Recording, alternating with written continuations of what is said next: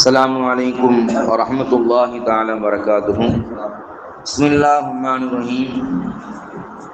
عن عمر بن الخطاب رضي الله تعالى أنه خرج يوما إلى المسجد رسول الله صلى الله عليه وسلم. ஹஸரத் Umar ibn Khattab ரலியல்லாஹு தஆலா அன்ஹு அவர்கள் அறிவிப்பு செய்கின்றார்கள், ஒரு நாள் அவர்கள் மஸ்ஜித் நபவிக்கு சென்ற பொழுது அங்கு ஹஸரத் முஆத் ரலியல்லாஹு தஆலா அன்ஹு அவர்கள் நபிகள் நாயகம் ஸல்லல்லாஹு அலைஹி வஸல்லம் அவர்களின் புனித கபருக்கு அருகில் அமர்ந்து அழுது கொண்டிருக்க கண்டு, தாங்கள் ஏன் அழுகிறீர்கள் என கேட்டார்கள். நான் ரசூலுல்லாஹி ஸல்லல்லாஹு அலைஹி வஸல்லம் அவரிடமிருந்து கேட்ட ஒரு செய்தியின் காரணமாகத்தான் நான் அழுகிறேன், அது நினைத்து பார்த்துதான் அழுகிறேன் என்பதாக அவர்கள் சொன்னார்கள்.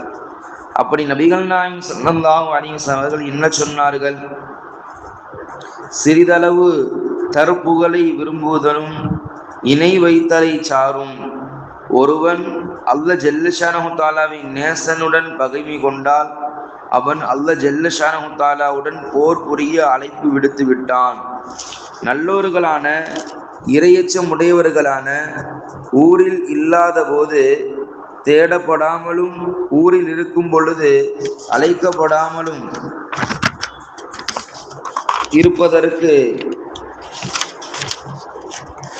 அறியப்படாமல் இருக்கும் மக்களை நிச்சயமாக அல்லாஹ் ஜல்ல ஷானஹு தஆலா நேசிக்கிறான். அவர்களின் உள்ளம் நேர்வழியின் ஒளி விளக்குகளால் ஆனதாக இருக்கும். அவர்கள் தம் உள்ளத்தின் ஒளியால் தமது தீனை பாதுகாத்தவர்களாக குழப்பங்களின் இருண்ட புழுதி காட்டிலிருந்து வெளியே வருவார்கள். நூல் இப்னு மாஜா.